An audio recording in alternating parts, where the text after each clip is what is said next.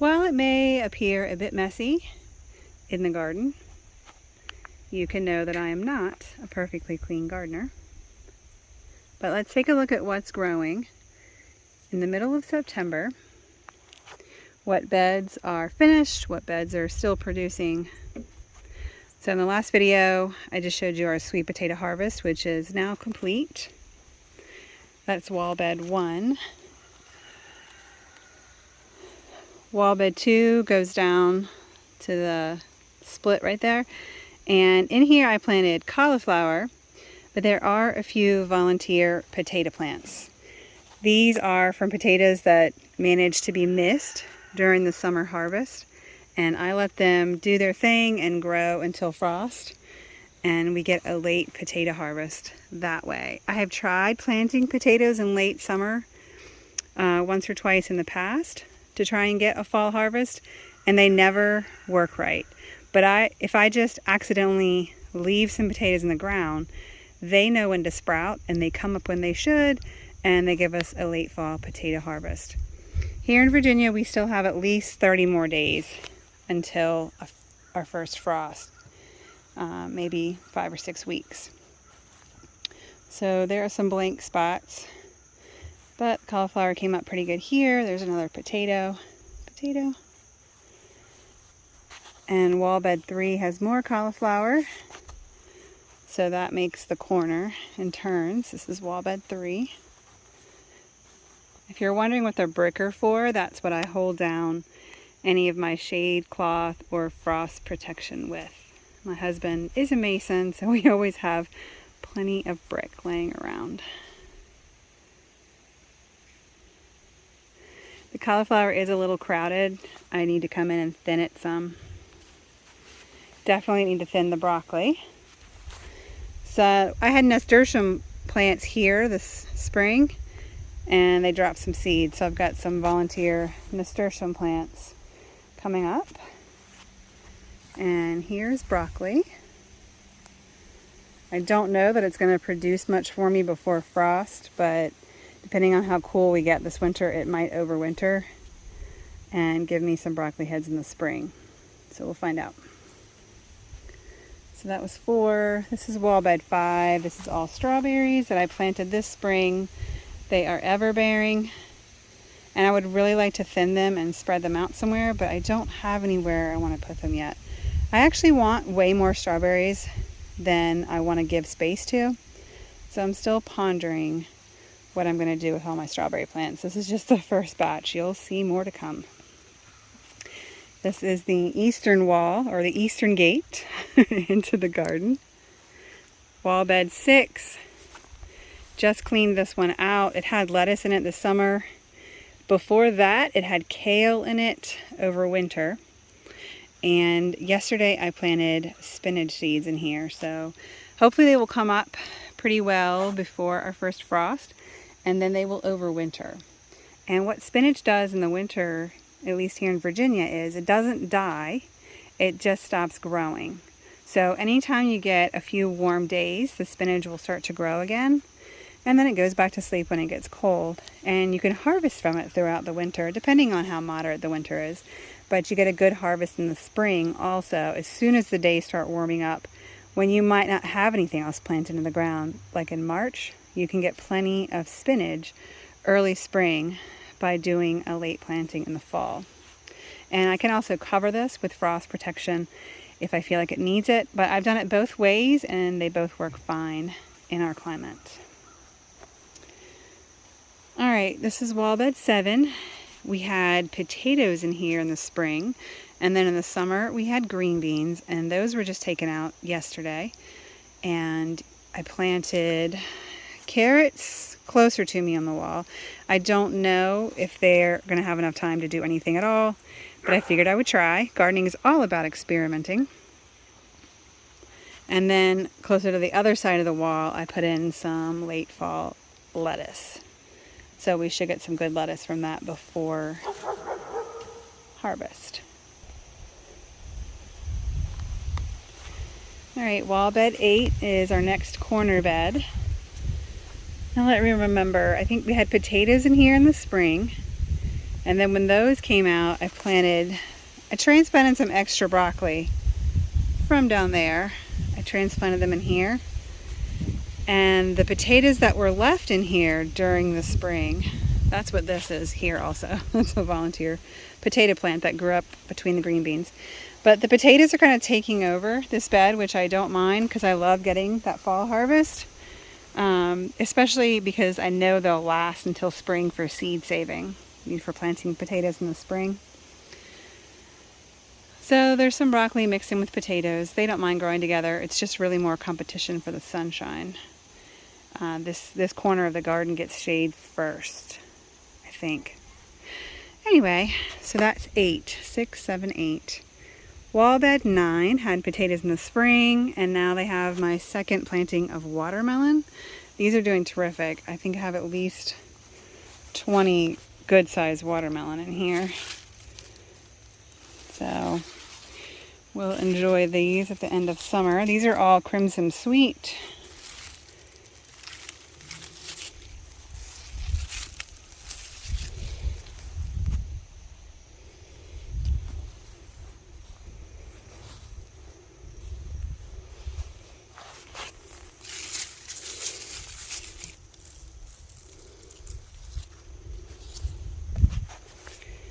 All right, and there's some on the inside part of the wall too. Lots of good watermelon. So this did so much better this time because the squash pressure was gone. The squash bug pressure. Those bugs are horrific early spring, late spring, early summer, and later in the summer they have dissipated a bit. So in the early spring I got several watermelon from my first planting, but then the bugs killed the plants. So these guys are doing much better. And if you're new here, you may not know, but this is my first year of ever liking watermelon. So I'm really looking forward to having more of it from my garden. Wall bed 10 here has some purple kale and some curly leaf kale. We've already been harvesting from this and dehydrating and keeping it in the fridge, putting it in smoothies. This is the southern gate on the garden. Wall bed 10 had cucumbers earlier in the summer, and now they've got spinach. I've done 2 plantings of spinach here, and I've transplanted spinach. That's what the tiniest stuff is, and it's just been struggling. I don't know if this bed gets hotter because it's getting more sun on all sides throughout the day, but this bed is not doing as well as my other spinach beds, which you'll see in just a few moments. All right, what do we have here earlier? We had green beans, Roma tomatoes, and basil further down the wall bed 11. And up close is another variety of ever-bearing strawberries. So here's our asparagus beds that we put in earlier this spring. And these were our first ever raised beds that showed us how much we loved having raised beds, how easy it was to grow in them, and that's what encouraged us to turn the garden walls into raised beds. But these raised beds this spring and summer had wildflowers, and they were gorgeous, and I definitely want to do wildflowers again next year. I'm just going to find somewhere in the ground to put them so that when the season's over we can just mow them over. But I went ahead and transplanted strawberries yesterday and I did this bed yesterday and then that bed down there the end of last week, a few days ago. So we had taken out all the wildflowers, refilled with compost, set the irrigation pipes back up again, and transplanted strawberries. We are expecting, I hope it's not getting too dark, it's very cloudy. We are expecting 3 to 5 days of rain starting this afternoon. So I tried getting a bunch of seeds in the ground yesterday and doing lots of transplanting, so all of that can get watered without me having to do it. I'm gonna go inside for the rest of the wall tour.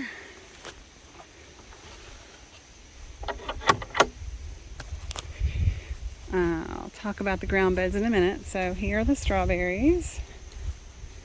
This is where I ripped all the strawberries out to go in the beds over there. So this bed had like 50 strawberries in it this spring. And I'd read online that everbearing strawberries are not profuse at multiplying with runners, but these guys have had no problem. Like, I have way too many. I need to thin them and again decide where I want to keep them, because I do really want a lot of strawberries. I do want them in raised beds, but I don't know how much I want to limit my other crops by filling my walls up with strawberries. We eat a lot all year long, and I would love to be able to freeze a lot more. Potatoes have not been grown in this bed since 2023, so that volunteer is from last year. Letting him go. Have a good time, buddy. Gonna eat your potatoes later. So we did get some of the Roma tomato cages ripped out yesterday because I didn't want them falling over anyway, in case this rain that's coming has lots of wind with it. It's a part of a leftover tropical something or other. So we harvested all the Romas we could from it. It's a big bowl full. Took those out, but I left these cages here because one cage is leaning on another, and then the baby pumpkin plants that I had have started growing up the vines and have been vining on the cages. So I didn't want to disturb the the pumpkins. So they are just doing their thing. Little baby pumpkins everywhere. I don't know what I'm going to do with them. We've never actually grown and eaten a pumpkin before. Used it to cook anything. I might this year, but worst case scenario, it'll go to the chickens. So that was 11, 12, 13, 14. And wall bed 15 and 16 have really good spinach growth going on. So this one is from seeds that I saved this spring in 2024. So they were spinach plants that had overwintered from last year. They bloomed this spring and went to seed, and I saved them because I wanted to see if I could do it and how well they would grow. And they were very profuse. Is that the right word? They grew a lot. And this is where I took the transplants from for that other bed that isn't doing that well. I could thin these out some, but I haven't yet. Just been harvesting the leaves as they get big. And the plants were Bloomsdale Longstanding that I saved seeds from. And then this bed is Bloomsdale Longstanding from seed packets. And anywhere there were bare spots, I did transplant a few from that bed over here. So I've heard the longer you save your own seeds year after year, the better they are in your area and your climate. Like, they adjust. They're smart because God made plants to be smart too. So I'm going to let some of these go to seed again and collect more seed from these plants, since I know this is the second year plants for here on my property. And wall bed 17 has more everbearing strawberries. I know that these are quinlets. The names of the other two I have in a video from this summer. I don't remember what they are, but these I got from my sister-in-law last year or the year before, and they have multiplied since then. And I do have more of these quinlet strawberries in towers. I have some late summer lettuce. I think this is Butter Crunch. I kind of thinned them by picking whole plants out. I had a big basil plant here this summer. That's why this spot is empty. It's shaded out strawberry plants that were here. And wall bed 18 has two different sage plants and crisp mint lettuce. All right, come with me and we will look at the beds in the ground. So there are 8 beds going up this hill. We have a bit of a slope on our property. And so we chose to run the beds this direction, which is east to west, just because of the terrace, because of the angle of everything. So there's 8 here. There's 1, 2, 3, 4, and then on that side it goes 5, 6, 7, 8. Okay. So number 1, I think we had potatoes in here. I don't even remember what used to be in there. What's in there now is a volunteer potato, some purslane, and late summer cucumbers on this part of the trellis and going across the ground. Wall bed 2 has winter squash and a volunteer potato. But the winter squash is headed up this trellis, and it has crossed over to the cucumber trellis. Okay. Ground bed 3. That was a winter squash plant, and it's died. Probably more squash bugs. There were some zinnias left over, and that is a broccoli plant that was here because I had broccoli here in the spring, and that one just got left. It was small, and then the caterpillar, what are they, cabbage moths, came and chewed the plant down. And I just ignored it because it was in the shade of all the zinnias, and look how big and beautiful. So I don't know if I'm going to get anything from these, but they're happy, so I'm letting them grow because at the worst, they're chicken food. And ground bed 4 is winter squash with some leftover zinnias and a few little volunteer tomato plants that I haven't plucked out. Ground bed 5 is empty now except for one little squash plant. Ground bed 6 is more squash plants. And some onions that I had planted this spring that didn't do much, but now they're getting bigger because the cool weather is coming.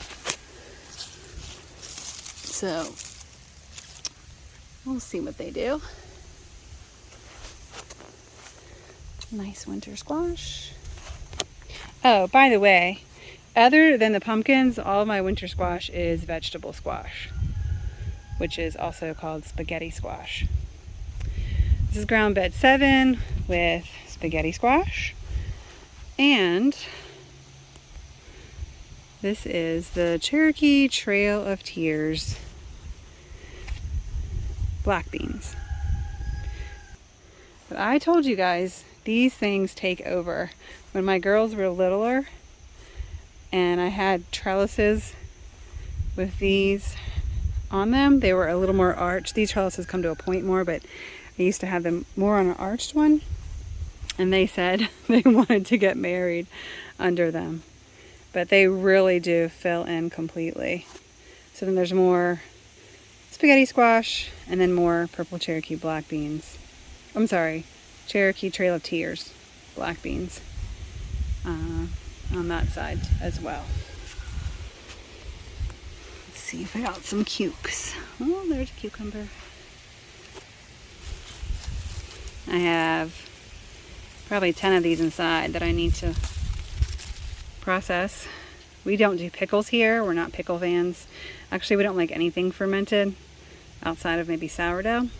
So whatever we don't eat fresh from cucumbers, I blend them up in the Vitamix, make a juice out of them, and then I freeze them in silicone cupcake molds, cupcake new muffin tins, that's what they are. And then I have frozen cucumber juice that I throw into smoothies during the winter. All right, help me remember. I'm going to lay this down here. I'm going to come back and get that today. All right, let's do a zoom out. Okay, ground bed 7. I had these 2 very long, very wide beds here. And we'll just start at this end. Down here, I've got zinnias on the corners and echinacea, at least 2 echinacea plants in the middle. This is their first year, so they won't bloom till next year. I did have lots of carrots planted in here, I don't know, 4 or 5 weeks ago. And a couple times I've come in and caught my German Shepherd laying down in this bed. So I don't know, I did have more carrots than this. So they were just disturbed so much. I think I lost a bunch of them. There are some volunteer tomato plants popping up, but they won't last a frost anyway. So I've kind of given up on the carrots here. If I get a few, that'd be great, but oh well. Basil. And there were 9 beefsteak tomato plants, 3 rows of 3 in here all summer. And we've taken, let's see, 7 of them out. I left ones in that still have a few tomatoes on them that are worth ripening. This cage wants to fall over. But down at this end are peppers. I've already taken in a bunch of yellow peppers yesterday. They're all bells. That one's getting a little overripe. We like to let our peppers ripen all the way. The flavor and less issues with nightshades. I'm going to leave that one there. You know what? I'm going to put it with the cucumber so I don't forget either of them, hopefully. Okay. More tomatoes ripening here. So those are the yellow bell peppers, and then I have 2 rows of pimentos. So these little cages, which are useless, completely useless for tomato cages, are halfway useful for peppers. When your peppers get big and heavy, they just give up anyway. So I lift this up and check around for any ripe. No ripe people in there. I've had an excellent pepper harvest this year. I'm thrilled. I have many, many gallon bags. That one's almost ready. Of pimentos.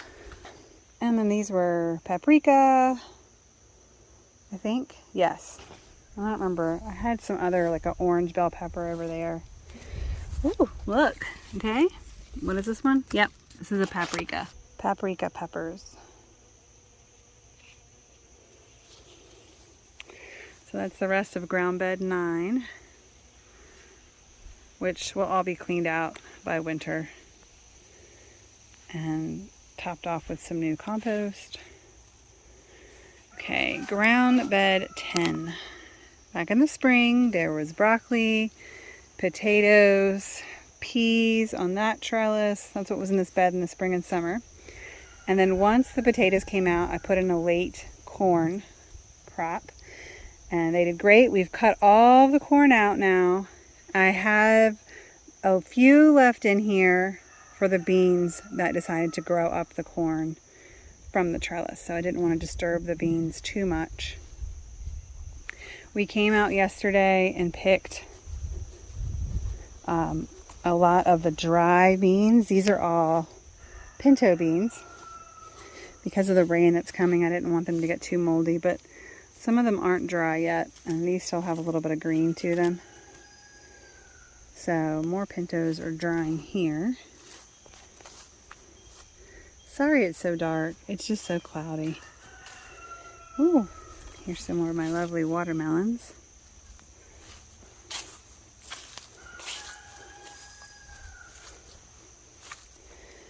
And more pintos. And I'm growing up the corn stalks as well. And then at the end of the row, I've let some purslane go wild.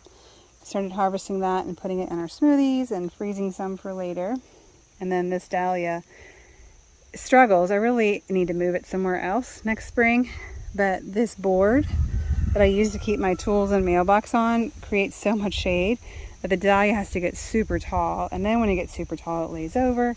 I tried using some of these cages to help support it, but they don't do much good. So hopefully I'll remember to move that dahlia in the spring. And my messy tool area. We've been pulling out all of these metal fence post stakes when we pull out the tomato cages. So I just have to find somewhere to lay them for the winter. Okay, I'm going to lay some more stuff down on this corner. Will I remember it?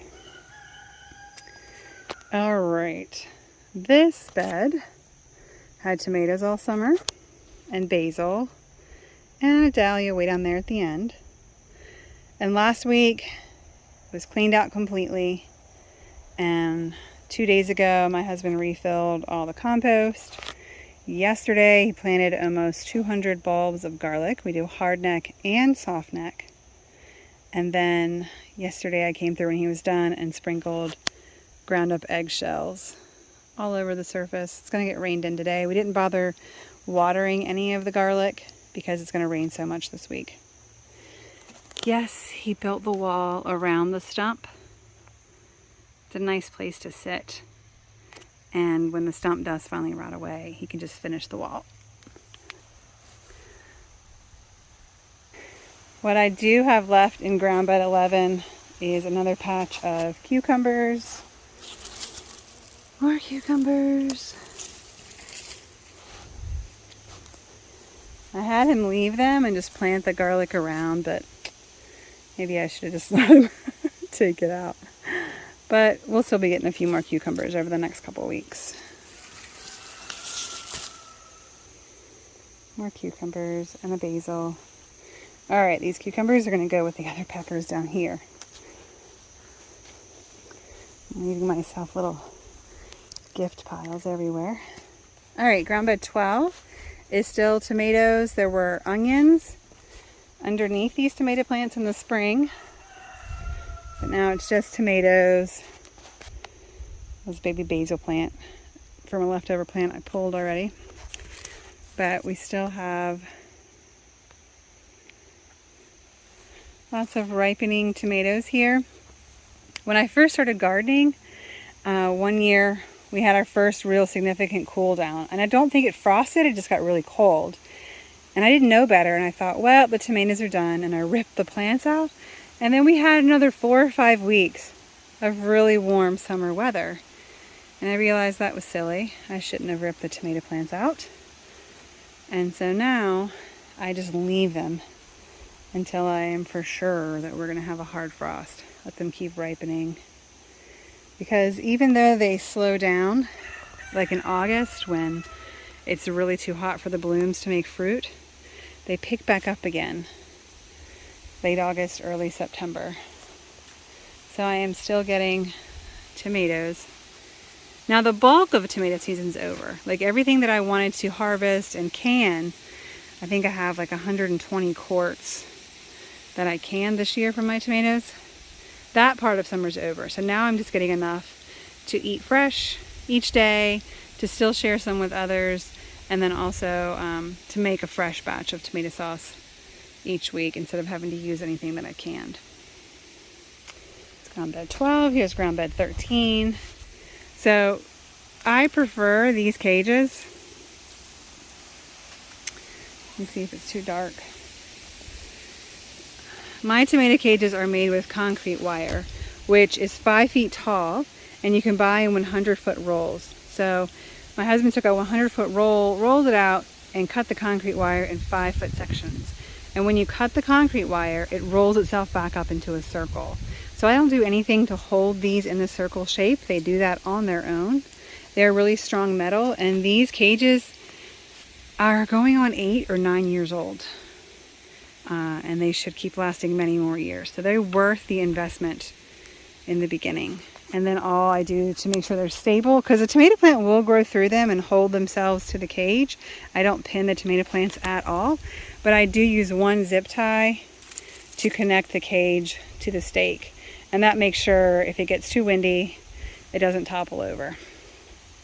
So that's my preferred way to trellis tomatoes after 10 years of trying lots of different methods. I hate the Florida weave, by the way. I ran out of these cages though, because I had so many plants this year. I had about 60 to 62 tomato plants this year. So I did use some 4x8 fencing, and then I planted the plants too close together. They got really crowded on here, but they still produced well. The plants just did not look very healthy. So these are my orange tomatoes that are just about finished. I had real, like large size pumpkins planted here, and the plants are basically dead. I think there was 3 different mounds, and like one vine has made it this far and is trying to take over and produce a pumpkin. But I don't think it's gonna do what it's supposed to do. So we could rip this stuff out anytime, but we did a lot of work yesterday and today, so we're not getting to that this week. These are the Garden Supply planter towers. They're not my favorite. Like, I like them if you really need space saving, which I don't need per se here. I do love that the strawberries hang on them.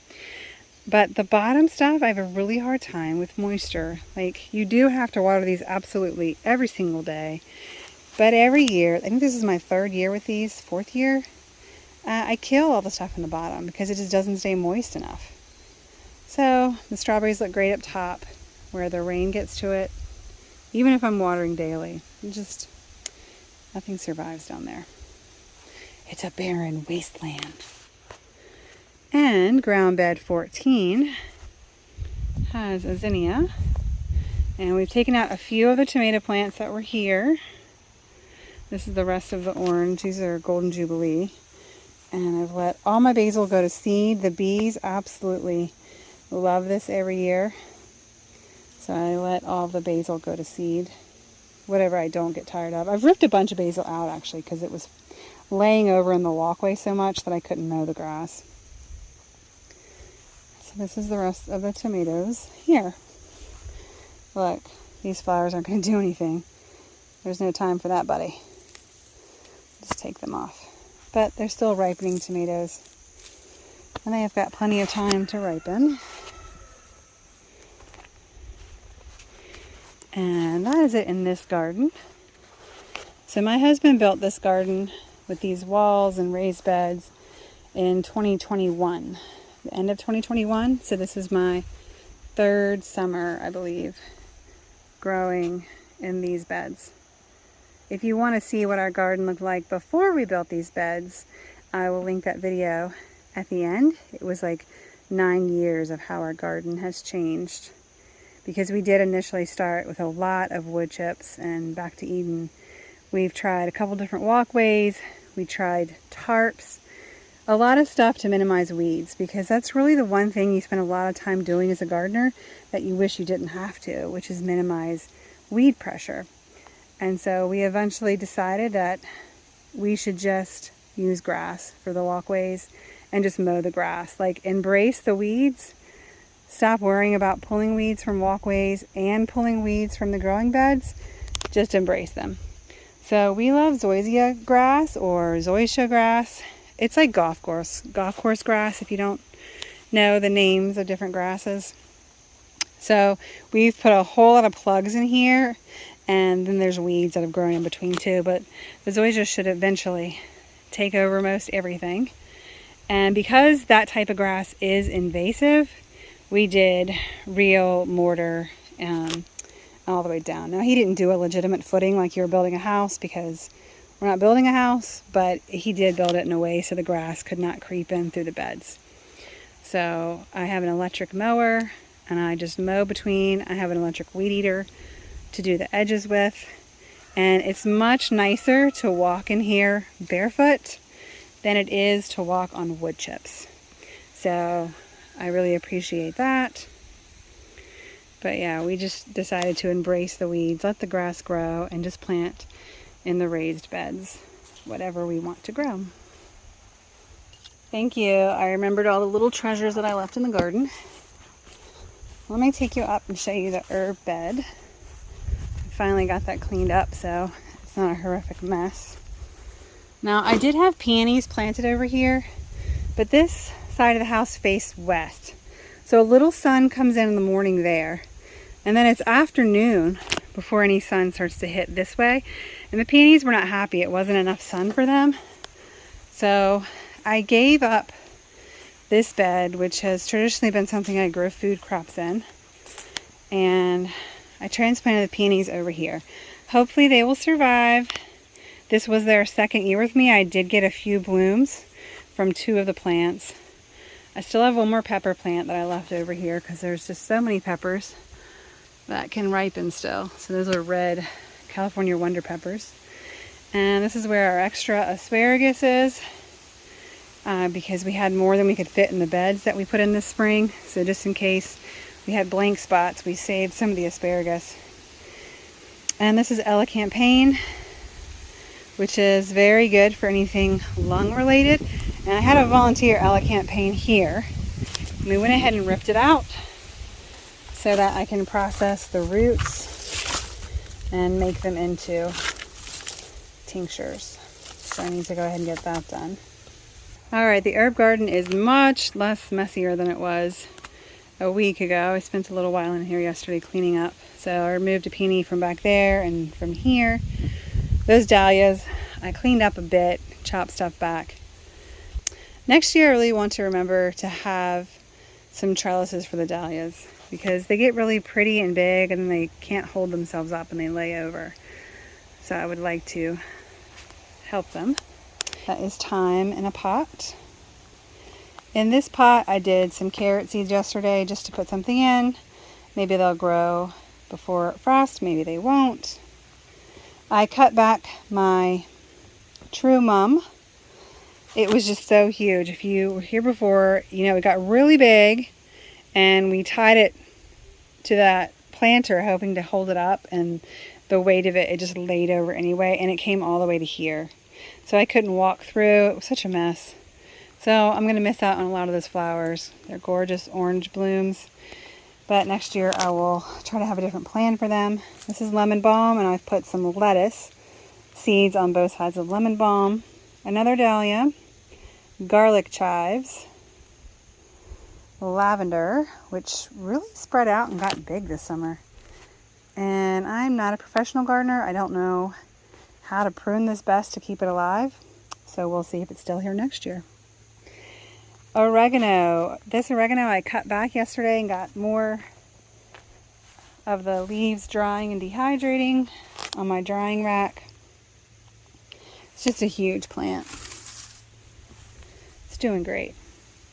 But just in case it doesn't want to grow next year. Actually, this pot is getting pretty old. I had 2 of these, and the one that was here just rotted and fell over on the side. So this pot might not have many more months, if not a year or 2 left. So I got some more oregano from my sister-in-law just to put in another pot in case I have to destroy this one next year, in case it doesn't transplant well. But we use a lot of oregano. And in this pot I put some onion chives, and it's more of a winter or a spring thing to start. But I just wanted to see how they would do, because when we have moderate winters or mild winters, stuff lasts all winter that you wouldn't expect it to. And see, these are onion chives, and they've been coming back every year. Some of it I'm sure is from seeds that drop, but they come back every year. I'm just tired of having so much on the ground, because the dogs, when they jump off the porch to chase something, they will just run through everything. So I don't want anything that I'm going to be using for herbs getting peed on and stepped on. So I'm working at getting everything up into pots, even though that also puts more work on me to keep things watered. And I have these on top because if I don't, our newest puppy will jump on the pots to get to the bird bath. He uses it for a lookout. So I just wanted to keep him from jumping on where I've planted seeds. And then we have 2 sage plants down here. I would like to reuse these pots for something else. But the first year after I planted these, the next year I tried to take the plants out so I could reuse the pots for something else, especially since I have sage up in the wall over there now. And I cannot get anything out of these pots. The roots are so tight, and because the pot curves out right here and then thins up there, I gave up. Like, other than breaking the pot, which is pottery, I don't think I'm ever going to get those sage plants out of there. So they get to have the pots, so they can stay there. And these are garlic chives. And I've been cutting the flowers off so they don't go to seed and spread anymore. There's still a few in here, but they can go to seed in the middle of the plant. I don't mind that. And then my mint. And that's my main herb area.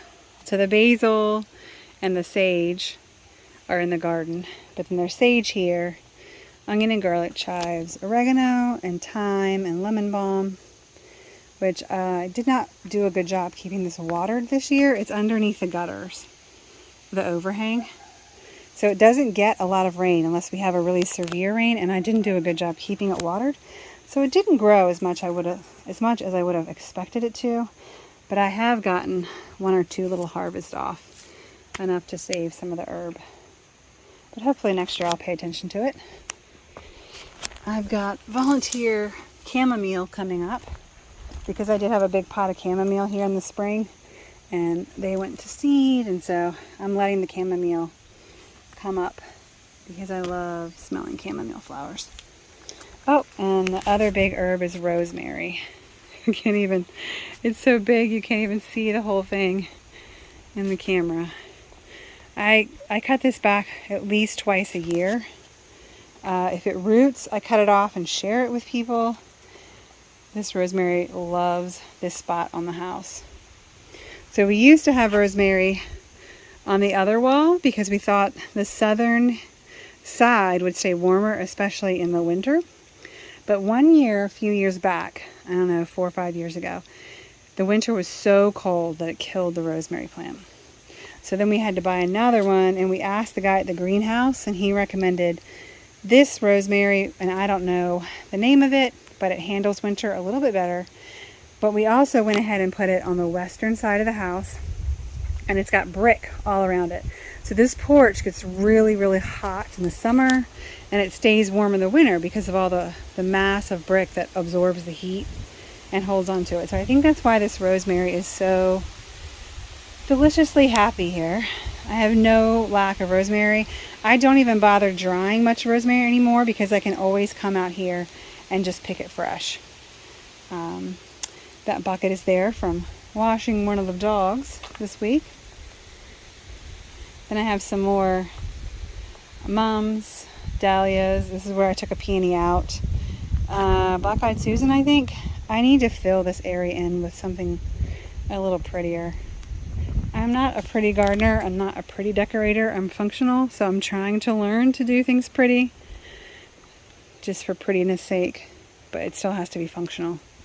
I don't want a bunch of plants that I can't use for food or medicinal. This big guy or girl, I'm ready for her to go somewhere else. She smells delicious in the spring.